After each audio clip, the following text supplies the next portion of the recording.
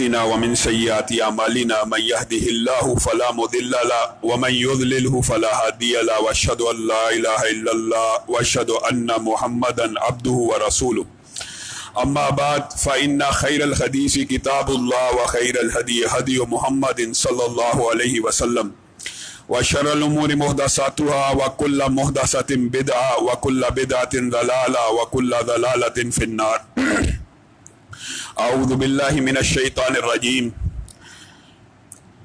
بسم الله الرحمن الرحيم قل هو الله أحد الله الصمد لم يلد ولم يولد ولم يكن له كفوا أحد۔ تمام قسم کی تعریفات اور حمد و ثنا اللہ مالک الملک کے لیے ہیں جو تمام کائنات کے خالق مالک اور رازق ہیں، جو اپنے بندوں پر بے شمار انعامات کرنے والے ہیں، جو ہمیشہ سے ہیں اور ہمیشہ ہی رہیں گے، نہ جن کی ذات میں کوئی شریک ہے نہ جن کی صفات میں کوئی شریک ہے، جو اپنی توحید کے بارے میں خود ارشاد فرماتے ہیں قل هو اللہ احد اللہ الصمد لم یلد ولم یولد۔ نہ انہوں نے کسی سے جنم لیا نہ انہوں نے کسی کو جنم دیا، بلکہ دنیا میں جتنے بھی مخلوقات ہیں وہ اللہ رب العزت کی تخلیق ہیں، اللہ رب العزت کے بندے ہیں، اللہ کے سامنے عاجز ہیں، اللہ ہی کے غلام ہیں۔ حمد و ثنا کے بعد لاکھوں کروڑوں درود و سلام ہوں اس ہستی اقدس و مقدس پر کہ جن کا نام نامی اور اسم گرامی حضرت محمد رسول اللہ صلی اللہ علیہ وآلہ وسلم ہے، جنہیں تمام کائنات کا ہادی رہنما مقتدا پیشوا رہبر امام بنا کر بھیجا، اور جن کے قلب اطہر پر اللہ رب العزت نے اپنی آخری کتاب حمید کو نازل فرمایا۔ حمد و ثنا اور درود و سلام کے بعد لاکھوں رحمتیں ہوں آپ کے صحابہ پر، امت کے ادیبوں پر، امت کے شہیدوں پر، واعظین پر، مبلغین پر، مصنفین پر کہ جن کی وجہ سے اسلام ٹھیک اور مکمل حالت میں ہم تک پہنچا۔ معزز سامعین گرامی قدر، حضرت علی کی سیرت کے حوالے سے انشاءاللہ آج کے جمعے میں اپنے موضوع کا آغاز کریں گے، اور حضرت علی کی سیرت کے حوالے سے ایک بات خاص طور پہ یاد رکھنے کی ضرورت ہے کہ ہم جس ہستی کا ذکر شروع کرنے والے ہیں، اس ہستی کی ذات کے ساتھ عقیدہ توحید کو بڑا زبردست قسم کا نشانہ بنایا جاتا ہے۔ بہت سے گروہ حضرت علی کی ذات کے بارے میں بہت سے باطل نظریات رکھتے ہیں۔ ہم نے آپ کے سامنے ان باطل نظریات کا بھی سرسری طور پہ ذکر کرنا ہے، اور حضرت علی کی فضائل میں ان کی سیرت کے حوالے سے جو صحیح احادیث نبی کریم صلی اللہ علیہ وسلم سے اور جو کچھ اللہ رب العزت نے کلام حمید میں ان کے بارے میں ارشاد فرمایا ہے وہ آپ کے گوشے گزار کرنا ہے۔ لیکن اس ہستی کے ساتھ بہت سے، جیسے آپ کو کہا، فاسد باطل نظریات بھی جڑے ہیں۔ آخر باطل نظریات کو حضرت علی ہی کے ساتھ کیوں اٹیچ کیا گیا، اس حوالے سے بھی یہ موضوع بہت اہمیت کا حامل ہے۔ حضرت علی، ان کا جو سلسلہ نسب ہے خود نبی کریم صلی اللہ علیہ وسلم کی حدیث سے ثابت ہے۔ نبی کریم صلی اللہ علیہ وسلم خیبر کے موقع کے اوپر کہتے ہیں این علی ابن ابی طالب، علی ابن ابی طالب کہاں ہیں؟ یعنی سلسلہ نسب بھی نبی کریم صلی اللہ علیہ وسلم کی صحیح حدیث سے ثابت ہے۔ آپ کے دادا اور حضرت علی کے دادا بڑے قریبی تعلق، بڑی قریبی جگہ سے نبی کریم کے ساتھ رشتہ مل جانا۔ باقی صحابہ جن کا تذکرہ آپ کے سامنے کیا وہ بھی قریشی ہیں، ان کا سلسلہ نسب بھی نبی کریم صلی اللہ علیہ وسلم کے ساتھ مل جاتا ہے، لیکن یہاں پر قرابت اور رشتہ داری اتنی قریب کی ہے کہ آپ کے چچا کے بیٹے ہیں، آپ دونوں کا دادا ایک ہی ہے، نہایت قریبی تعلق ہے، نہایت قریبی رشتہ ہے۔ نبی کریم خیبر کے موقع کے اوپر فرماتے ہیں کہاں ہے علی؟ علی ابن ابی طالب کہاں ہے؟ صحابہ بتاتے ہیں وہ تو چکی پیس رہے ہیں، جنگ کی حالت میں چکی کو پیس رہے ہیں۔ کیا وجہ ہے؟ ان کی آنکھیں خراب ہیں، ان کی آنکھوں میں کوئی بیماری آئی ہے۔ نبی کریم صلی اللہ علیہ وسلم کہتے ہیں ان کو بلایا جائے۔ نبی کریم صلی اللہ علیہ وسلم حضرت علی کے فضائل کے بارے میں صحیح ترین احادیث جن میں کوئی شک شبہ نہیں ہوگا آپ کے سامنے رکھیں گے، اپنے لعاب دہن کو حضرت علی کی آنکھوں پہ ملتے ہیں، اور علی کہتے ہیں آنکھ کی بیماری دور ہونا یہ تو نبی کریم صلی اللہ علیہ وسلم کی دعا اور لعاب سے ممکن تھا، लेकिन नजर नबी करीम के लुआब लगने के बाद इतनी तेज हो गई कि सही होने से पहले भी इतनी तेज नहीं थी, यानी जितनी पहले निगाह तेज थी उससे भी ज्यादा तेज हो गई। और ये हजरत अली को इजाज मिला खैबरी के मौके पे कि नबी करीम सल्लल्लाहु अलैहि वसल्लम ने इरशाद फरमाया, मैं जंग का परचम, जंग का अलम उसको दूंगा जो अल्लाह और उसके रसूल से मोहब्बत करता है। इसी पर बात बस होती ना तो काफी है, अल्लाह और उसके रसूल से मोहब्बत करता है नहीं, और अल्लाह और उसके रसूल भी उससे मोहब्बत करते। ये हजरत अली का सिलसिला नसब। और कुनियत क्या है? हजरत अली की कुनियत अबू हसन भी है, बड़े बेटे थे, उनके नाम से पुकारा जाता था। लेकिन अली कहते हैं मुझे कुनियत जो सबसे ज्यादा पसंद है, जो सबसे ज्यादा महबूब है, जो सबसे ज्यादा मैं जिसको अफजल समझता हूं, वो अबू तुराब है। अबू तुराब की कुनियत हजरत अली को क्यों पसंद थी? नबी करीम सल्लल्लाहु अलैहि वसल्लम हजरत फातिमा के पास तशरीफ लाए, कहाँ है अली? वो कुछ हमारी आपस में अनबन होगी, अच्छा बाहर नाराज होके चले गए, अच्छा अब नबी करीम सल्लल्लाहु अलैहि वसल्लम कैसे ससुर हैं, कैसा मामला है हजरत अली का और नबी करीम सल्लल्लाहु अलैहि वसल्लम का जो ताल्लुक है आपस में, ये ससुर और दामाद का नहीं है। सच आपके सामने रखा जाएगा, हजरत अली और नबी करीम सल्लल्लाहु अलैहि वसल्लम का जो ताल्लुक है एक बाप और बेटे का है। नबी करीम सल्लल्लाहु अलैहि वसल्लम ने अली को अपने बेटे की तरह पाला है। किस वजह से? अबू तालिब के एहसानात की वजह से। अबू तालिब नबी करीम सल्लल्लाहु अलैहि वसल्लम की किफालत किया करते थे, उस किफालत का बदला नबी करीम सल्लल्लाहु अलैहि वसल्लम ने इसी दुनिया के अंदर उनके बेटे की किफालत करके किस तरह किया कि उनको अपने हाथ से पाला, पोसा, परवरिश की, उनके अखलाक की, उनकी शुजात की, उनकी तरबियत की। अच्छी तरह तरबियत करने के बाद अपनी सबसे महबूब बेटी का रिश्ता दे दिया। अब उसके घर में गए हैं, उन्होंने कहा नाराज हो गए, अगर ससुर होता कोई आम, बेटी इतनी पसंदीदा, इतनी मरगूब, गुस्से में आ जाता। नबी करीम सल्लल्लाहु अलैहि वसल्लम बेटा भी समझते हैं और दामाद भी समझते हैं, उनकी तलाश में निकलते हैं, देखते हैं हजरत अली मस्जिद में पड़े हैं जमीन के ऊपर। नबी करीम सल्लल्लाहु अलैहि वसल्लम खुद आगे बढ़ते हैं, उनको उठाते हैं, कहते हैं कुम या अबा तुराब, कुम या अबा तुराब, अबू तुराब उठिए। क्यों कहा अबू तुराब? पता है ये कुनियत क्यों पड़ी? हजरत अली के जिस्म के ऊपर उस वक्त मिट्टी लग गई थी, और जब मिट्टी ज्यादा हुई नबी करीम सल्लल्लाहु अलैहि वसल्लम अपने प्यारे नर्म नाजुक हाथों से हजरत अली की मिट्टी झाड़ रहे हैं। लोगों, कोई ससुर और दामाद ऐसा देखा है? इतना बड़ा रसूल पैगंबर अपने दामाद के जिस्म पे लगने वाली मिट्टी को अपने हाथों से झाड़ रहा है, और झाड़ते हुए कह रहे हैं कुम या अबा तुराब, मिट्टी के बाप खड़े हो जा। क्या मिट्टी में हलत मलत हो जाता है? फिर क्या किया? फिर उनका उसवा क्या है? बेटे को पकड़ा, घर लेके आए, फातिमा को एक साइड पे लिटाया, अली को एक साइड पे लिटाया। अब सुलह कराने का अंदाज कैसा है? ना कोई गुफ्तगू कर रहे हैं, ना कोई कलाम कर रहे हैं। अली के हाथ को उठाया, हजरत फातिमा के हाथ को पकड़ा, अली के हाथ को हजरत फातिमा के हाथ के ऊपर रख के अपने सीने पे रख लिया, दोनों के हाथ आपस में मिला दिए। उसी वक्त सुलह हो गई। और अली जिस वक्त उनको खैबर का परचम दिया गया, ये एक लंबा चौड़ा तफसीली वाक़या है, इंशाअल्लाह इसका मुफस्सल जिक्र जब ये बाब आएगा तो करेंगे। लेकिन अली ने, और ये भी बात याद रखिए, बात आई है तो कह देते हैं, हजरत अली की सीरत के अंदर एक और पहलू बड़ा अहम है, ये भी आपने याद रखना। जितने मसाइल हजरत अली की सीरत के बाद में हम पढ़ेंगे, हजरत उस्मान की सीरत में हमने पढ़ा शतरंज के हवाले से, दर्द कपड़ों के, हजरत उमर के फैसले, जादूगरों के, लेकिन हजरत अली की सीरत के अंदर भी फिकी फैसले बेशुमार। हजरत अली की सीरत में एक जो खैबर के मुकाम पे फिकी इतबार से बहुत अहम नौइयत का बाब है, वो क्या है? हजरत अली को जब नबी करीम सल्लल्लाहु अलैहि वसल्लम ने परचम दिया ना, हजरत अली दुश्मन के सामने आए तो क्या कहा? अनल्लज़ी सम्मतनी उम्मी हैदरा, अनल्लज़ी सम्मतनी उम्मी हैदरा कलैशी गाबातिन करीहिल मंजरा औफीहिम बिस्साई कैल संदरा। क्या मतलब?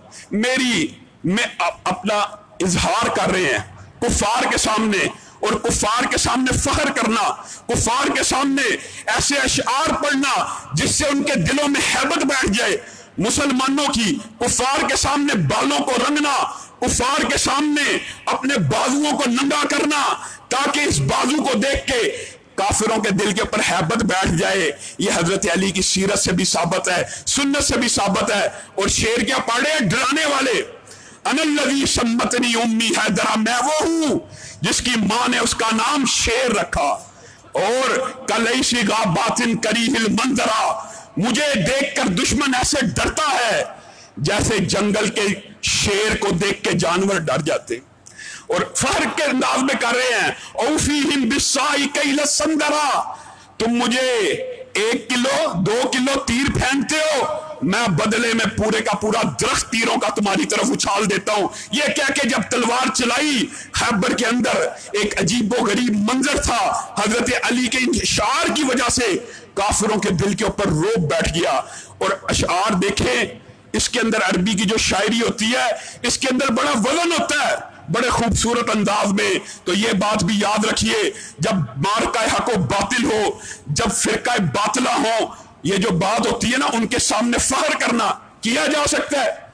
कोई अहले तौहीद किसी फिरका बातिल के सामने, किसी मुशरिक के सामने, किसी काफिर के सामने इस बात के ऊपर फख्र कर सकता है कि हाँ, मैं वो हूं जिसने आज तक अल्लाह के अलावा किसी को सजदा नहीं किया, मैं वो हूं जिसने आज तक कभी अल्लाह के सामने हाथ को नहीं फैलाया। इस तरह की गुफ्तगू करना कुफ्फार के सामने, मुशरिकों के सामने हर तौर के ऊपर करनी जायज है। और दूसरी बात, हजरत अली की जो तरबियत की है नबी करीम सल्लल्लाहु अलैहि वसल्लम ने, हजरत अली की उम्र क्या थी? हजरत अली के बारे में सही तरीन रवायात में आता है, हजरत हदीजा के बाद सबसे पहले इस्लाम कबूल किया। और ये जो रवायात का आपस में टकराव है, लोगों को लगता है ये टकराव है कि अबू बकर ने पहले कबूल किया, ज़ैद बिन हारिसा ने पहले कबूल किया, किसने किया? इन सारी रवायात को जमा किया जाए तो नतीजा एक निकलता है, औरतों में सबसे पहले इस्लाम हजरत हदीजा ने कबूल किया, मर्दों में बालिगों में सबसे पहले इस्लाम हजरत अबू बकर ने कबूल किया, गुलामों में सबसे पहले इस्लाम ज़ैद बिन हारिसा ने कबूल किया, और बच्चों में, नाबालिगों में सबसे पहले इस्लाम हजरत अली ने कबूल किया। देखें, एक बच्चा अभी नाबालिग है, अभी उसके ऊपर शरीयत के कवानीन का इतलाक ही नहीं होता, शरीयत का भी वो मुकल्लफ ही नहीं हुआ। हजरत अली की ये बहुत बड़ी फजीलत है कि नबी करीम सल्लल्लाहु अलैहि वसल्लम इधर से इस्लाम का दावा करते हैं, उधर से हजरत अली बगैर बलूगत में कदम रखे। हजरत अबू बकर तो बालक थे, ज़ैद बिन हारिसा तो बालक थे, हजरत हदीजा तो बालिगा थी, वो तो मुकल्लफ थे, शरीयत मानने के पाबंद थे। क्या हजरत अली शरीयत मानने के पाबंद थे? नहीं, नाबालग थे। नाबालग होने के बावजूद सबसे पहले जैसे ही आका ने नबूवत का दावा किया, उसी वक्त इस्लाम को कबूल कर ली। यहां से एक बात समझ आती है, फिकी तौर पे दौरे हाजिर के अंदर बात आई है तो कह देता हूं, बहुत बड़ा मसला है। हमारा तलीमी निजाम क्लास सिस्टम बनाया हुआ है। क्लास सिस्टम क्या मतलब? पहली, दूसरी, तीसरी, 10वीं तक क्लासें हैं। यह क्लास सिस्टम किस हद तक काबिल कबूल है? नॉलेज के लिए, इल्म की तरतीब के लिए, तरीके के लिए तो काबिल कबूल है, लेकिन याद रखिए इस्लाम में तरबियत के लिए यह क्लास सिस्टम काबिल कबूल नहीं है। हमारा तलीमी निजाम, इसका बेड़ा गर्क होने की बहुत बड़ी वजह यह है, हम जितना मर्जी अच्छा दीनी स्कूल भी बनाए जो मुआशरे में चल रहे हैं, उनके अंदर निसाब बनाया जाता है। जब बच्चा 6 साल का होगा इसको ये बताना है, 7 का होगा ये बताना है, 8 का होगा ये बताना है, पूरा निसाब 10वीं तक का बना लिया जाता है। अगर कोई बीच में छोड़ जाए, तरबियत कहां पे गई? तरबियत तो तुमने जाके करनी थी 7वीं, 8वीं, 9वीं, 10वीं में। जो पहले छोड़ के चला गया उसका क्या कसूर है? ये क्लास सिस्टम हमने मगरब से उठाया, तलीमी निजाम मगरब से उठाया, लेकिन अपने असलाफ की तरबियत को भूल गए। और मेरे साथियों, दीनी इदारा इंशाअल्लाह यहां पर इसी जगह के ऊपर, ये जो जगह ली हुई है, 1 साल के अंदर अंदर एक अजीमुशान दीनी इदारा बनाएंगे जिसकी बुनियाद इस्लामी मनहज होगा, इस्लामी तरबियत होगी, क्लासें होंगी, लेकिन हर रोज 2 या 2.5 घंटे की ऐसी क्लास होगी जिसमें बच्चा और बड़ा आपस में इकट्ठा बैठेगा। इस्लाम का तरीका यह नहीं है कि सारे बच्चों को उठाकर बाहर अलग क्लास में बैठा दिया जाए। और लोगों, ये कितनी बेवकूफी की बात है कि हो सकता है इस्लाह और हदायत بچہ جلدی قبول کرنا چاہے؟ اصلاح اور ہدایت کوئی 13 سال کا نوجوان 20 سال کے نوجوان سے زیادہ ابزارو کرے؟ 7 سال کا بچہ 14 سال کے بچے سے زیادہ ابزارو کرنا چاہتا ہے؟ تو تعلیم و تربیت کی جو کلاس ہوتی ہے، جو علماء کا درس ہوتا ہے، جو اساتذہ روحانی تربیت کرتے ہیں، اس کے اندر یہ فرق نہیں ہوتا کہ اس روحانی تربیت کے استاد کے سامنے 10ویں کا بچہ بیٹھے۔ یہ فرق یورپ سے آیا ہے، مغرب سے آیا ہے، جس کی وجہ سے اخلاق اور تربیت کا ہمارے بچوں کا جنازہ نکل چکا ہے۔ سکولوں کے اندر جا کے دیکھیے، آج جتنے مرضی اچھے سکول میں داخل کرا لیجئے، اخلاق بچوں میں نظر نہیں آتا، کیونکہ نصاب کے اندر جو تربیت کا باب ہے، چیپٹر ہے، وہ 6ویں 7ویں 8ویں میں پڑھایا جانا۔ یہ غلط سسٹم ہے۔ پہلے دن سے جو اخلاقی تربیت 10ویں کے بچے کی کرنی ہے، وہی پہلے جماعت کے بچے کی۔ اللہ ابن عباس حضرت ابو بکر سے علیحدہ بیٹھتے تھے، حضرت عمر کی محفل سے علیحدہ بیٹھتے تھے۔ یہ فلسفہ ہی غلط ہے۔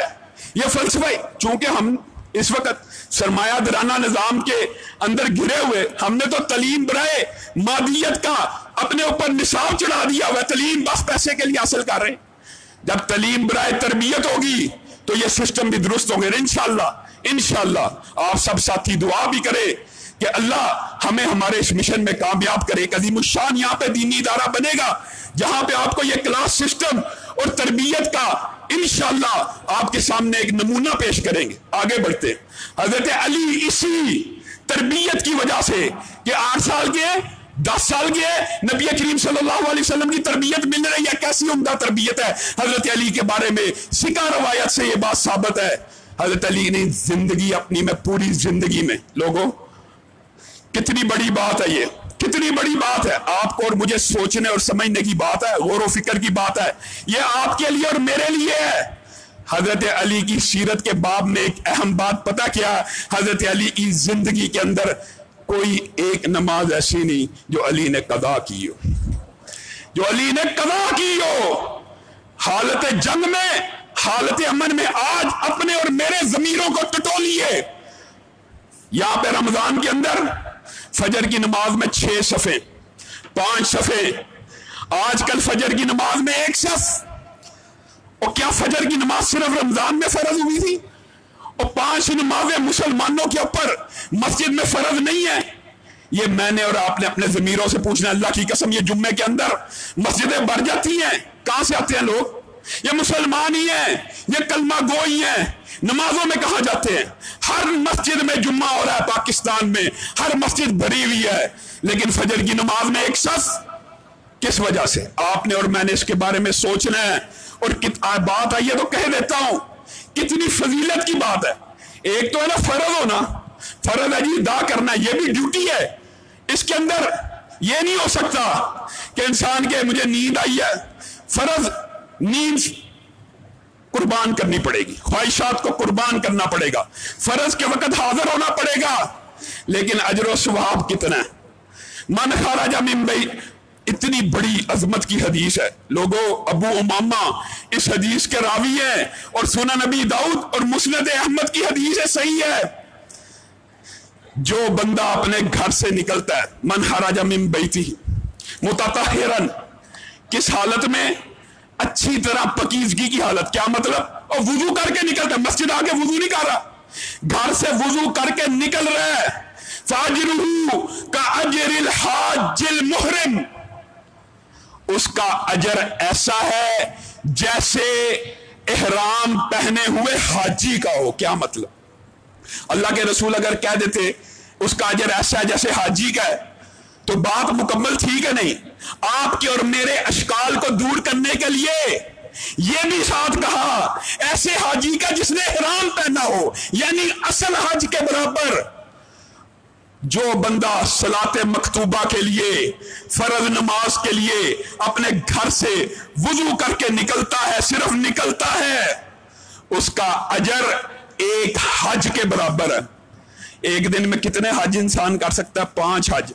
ہم حج کے لیے محنت کرتے ہیں، سٹرگل کرتے ہیں، پیسے لگاتے ہیں، تھکتے ہیں، احرام پہنتے ہیں، 100 مناسک ہے، منی، عرفات، مزدلفہ، ادھر ہم بڑی محنت اور سٹرگل کر لیتے ہیں۔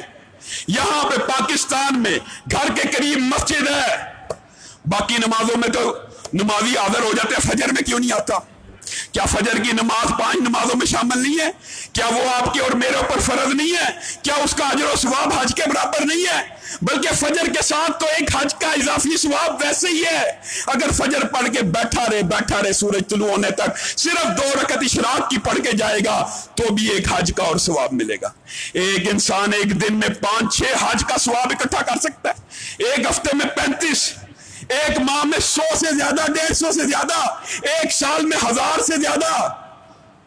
लेकिन मेरा और आपका ज़मीर नहीं जागता।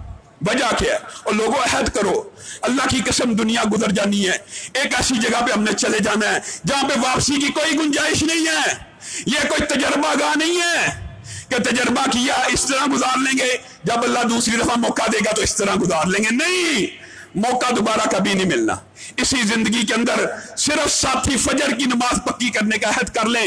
यकीन मानिए, चलो यार बंदा इसीलिए कर लेता है पक्की कि इंसान को अपने मुफाद के काम करने चाहिए, हरज भी नहीं है शरई तौर पे। इंसान इसलिए पक्की कर ले कि दुनिया का फायदा मिल जाएगा, मिलता है, आखिरत का फायदा मिल जाएगा, मिलता है।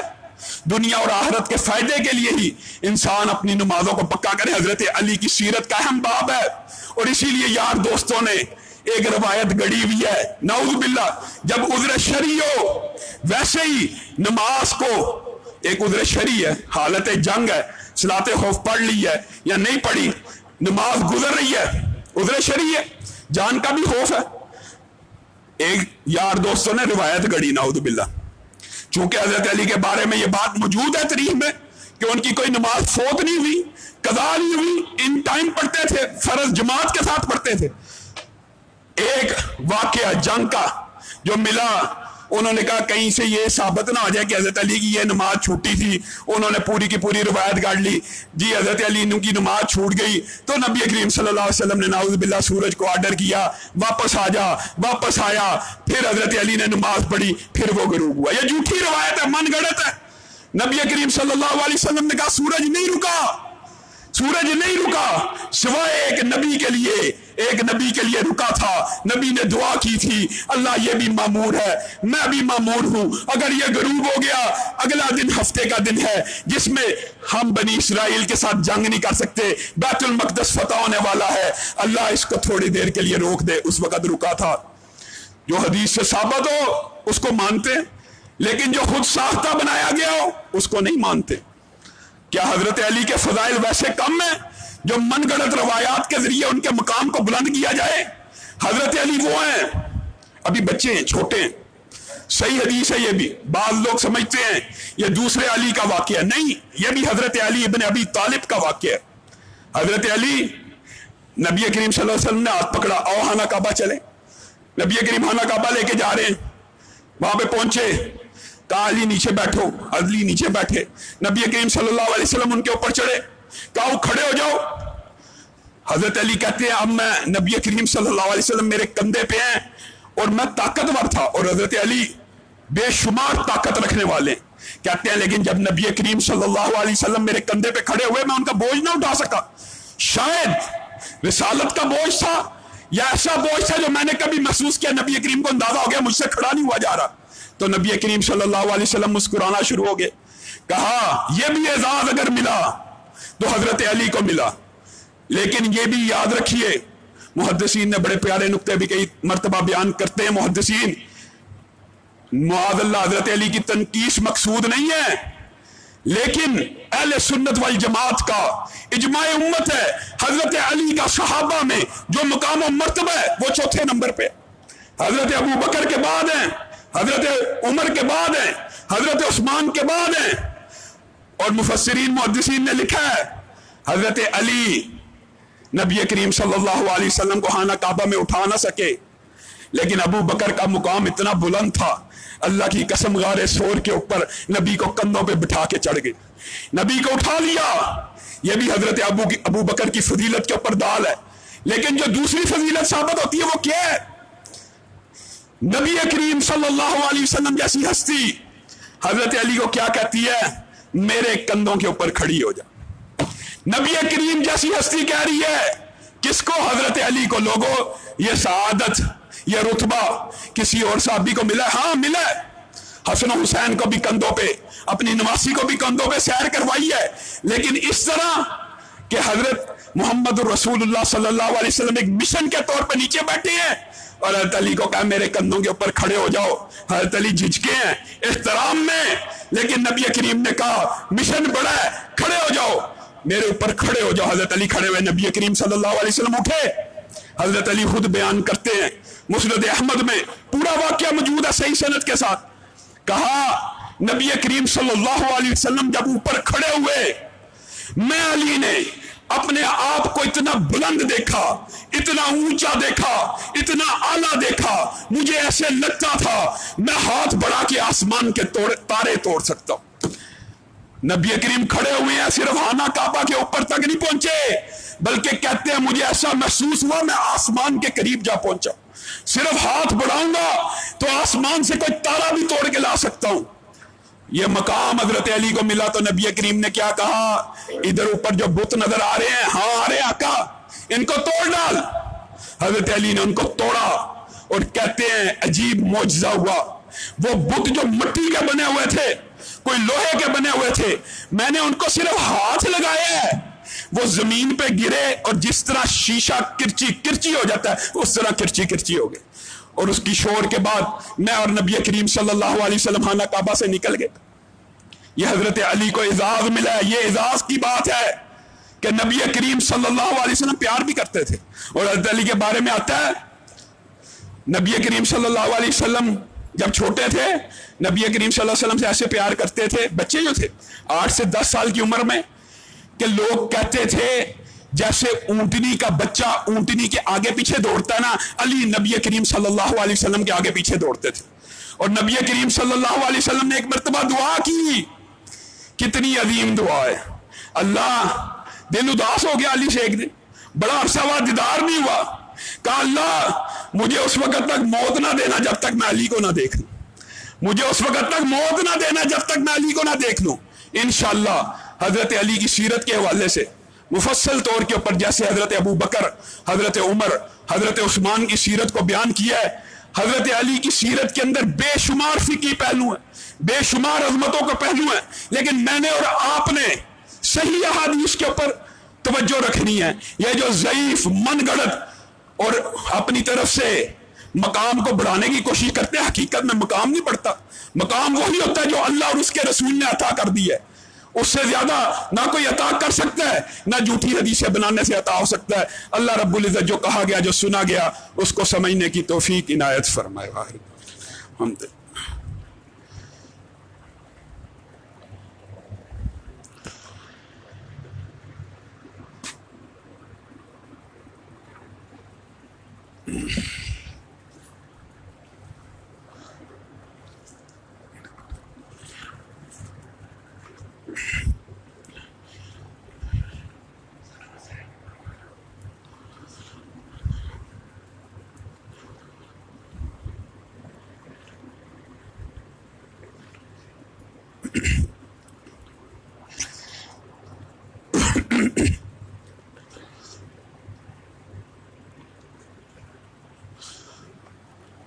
إن الحمد لله نحمده ونستعينه ونستغفره ونؤمن به ونتوكل عليه ونعوذ بالله من شرور أنفسنا ومن سيئات أعمالنا من يهده الله فلا مضل له ومن يضلله فلا هادي له وأشهد أن لا إله إلا الله وأشهد أن محمدا عبده ورسوله. أما بعد فإن خير الحديث كتاب الله وخير الهدي هدي محمد صلى الله عليه وسلم وشر الأمور محدثاتها وكل محدثة بدعة وكل بدعة ضلالة وكل ضلالة في النار. أعوذ بالله من الشيطان الرجيم. ما كان محمد أبا أحد من رجالكم ولكن رسول الله وخاتم النبيين. معزز سامعین گرامی قدر، آج مسلمانان پاکستان کے لیے بہت بڑی خوشی کا دن ہے. 7 ستمبر ہے. یہ دن ہمیں 1973 کے اس آئین کی اسلامی شک کی یاد دلواتا ہے کہ جس کے تحت وطن عزیز کے اندر ایک عرصے سے بپا جو فتنہ تھا، فساد تھا، اس کو خوش اسلوبی کے ساتھ علماء اور ریاست نے طے کیا. بہت سے ساتھی پورا پچھلا ہفتہ ہم سے سوالات کرتے رہے، ہم سے پوچھتے رہے، آپ اتنا شدید احتجاج میاں عاطف قادیانی کی تقرری پہ کیوں کر رہے؟ آپ یہ بات یاد رکھیے، آپ لوگوں کو سمجھانے کے لیے بات بتلا رہا ہوں۔ ہم وطن عزیز پاکستان کے اندر 70 برس کے اس وطن کے اندر عیسائیوں کے ساتھ رہ رہے ہیں کہ نہیں رہ رہے؟ ہندوؤں کے ساتھ رہ رہے ہیں کہ نہیں رہ رہے؟ سکھ بھی رہتے ہیں، پارسی بھی رہتے ہیں، عیسائی ہمارے گھروں میں کام کرتے ہیں کہ نہیں کرتے مسلمانوں کے؟ ان کے گھر غمی خوشی ہوتی ہے، مسلمان شریک ہوتے ہیں کہ نہیں ہوتے؟ ہوتے ہیں۔ کیا کبھی آپ نے یہ جارحیت بھگوان داس کے خلاف، کبھی آپ نے یہ جارحیت رت فاؤ کے خلاف، مدر ٹریسا کے خلاف، گنگا رام کے خلاف، دانش کنیریا کے خلاف، جب تک یوسف یوحنا علیہ السلام قبول نہیں کیا اس کے خلاف دیکھی ہے؟ نہیں۔ ہم ان کو اپنا ہیرو بھی مانتے رہے ہیں، چاہے جس فیلڈ میں ہو۔ آخر کیا وجہ ہے کہ قادیانیوں کو ہم قبول نہیں کرتے؟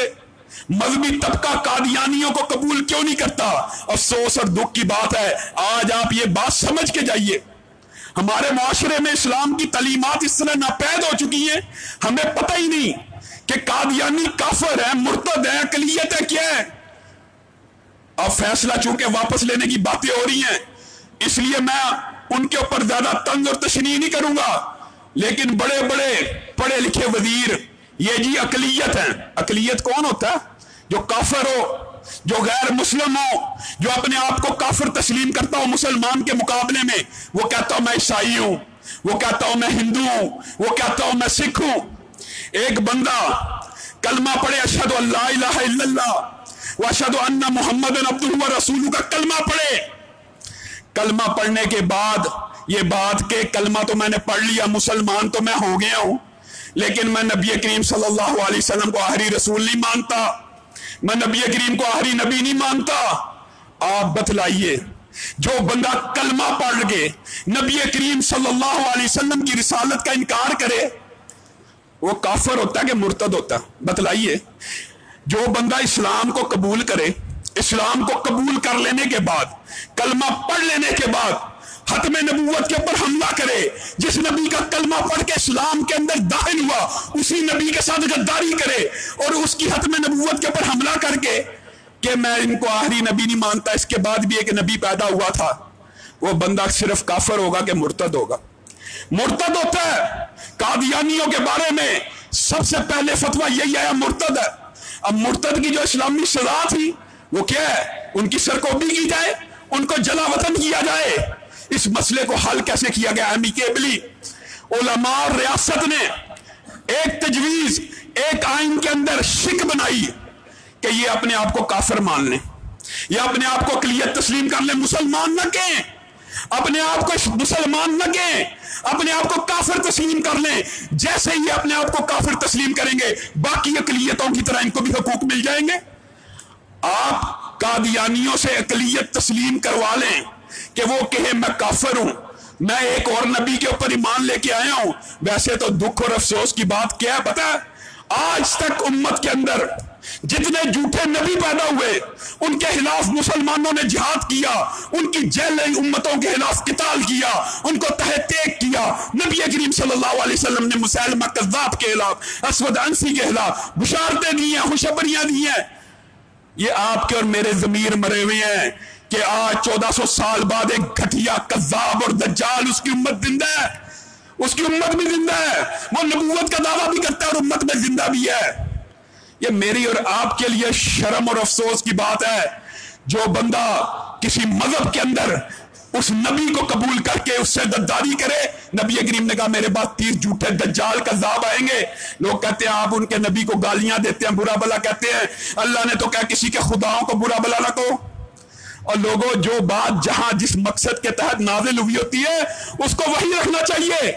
رب اور ونس آف گاڈ کا تصور دنیا کے ہر مذہب میں ہے، الہ کو کسی کے برا نہیں کہنا چاہیے، لیکن نبی کریم نے خود مسیلمہ کو کذاب کا لقب دیا ہے، خود نبوت کے بعد دعویٰ کرنے والوں کو دجال کا ہے۔ یہ جو قادیانی دجال ہے، اس کو برا بلا کہنا شریعت کی روح سے بھی ثابت ہے۔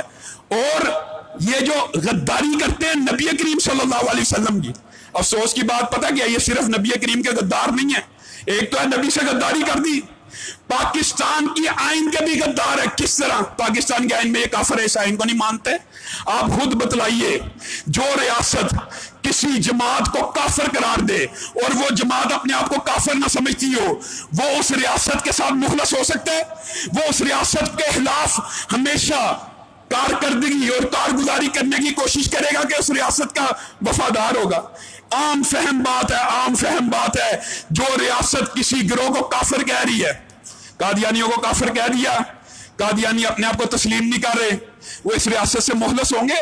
हर नबूवत को, चाहे वो जली हो, उसको एक रियासत चाहिए होती है, एक किता अरज़ी चाहिए होता है, एक टुकड़ा चाहिए होता है जिसके ऊपर वो अपनी नबूवत को इम्प्लीमेंट कर सके। और कादियानियों की नजर के अंदर पाकिस्तान वो टुकड़ा है जहां पे वो चाहते हैं कि हम कब्जा करके अपने कादियानी नबी की नबूवत को नाफिज करें। कैसे हो सकता है कि अखंड भारत का ख्वाब देखने वाला, जिसके नजदीक नाउज़ बिल्लाह मक्का और मदीना की छातियां खुशक हो चुकी हैं, गुलाम अहमद कादियानी के अल्फाज हैं, अब इल्म के सोते, रूहानियत के मरकज कहां से जारी होंगे? शहर हिंदुस्तान का एक शहर, मुल्क हिंदुस्तान का एक शहर कादियान से। और जो बंदा अपनी उम्मत को एक हिंदुस्तान के शहर को मुतबर्रक जाहिर करके ये चाहता हो कि मैं एक हित्ता और किताए अर्जी हासिल करूं जिसके ऊपर मेरी नबूवत का इम्प्लीमेंट हो सके, वो पाकिस्तान के साथ मुखलस होगा? अफसोस और दुख की बात पता क्या है? मैं आज कहूं ना, आपके सामने मिसालें हैं, बेशुमार नाम है, हर बंदा ही गद्दार पाकिस्तान में। अकबर बुख्ती ने नहीं माना, वो भी गद्दार।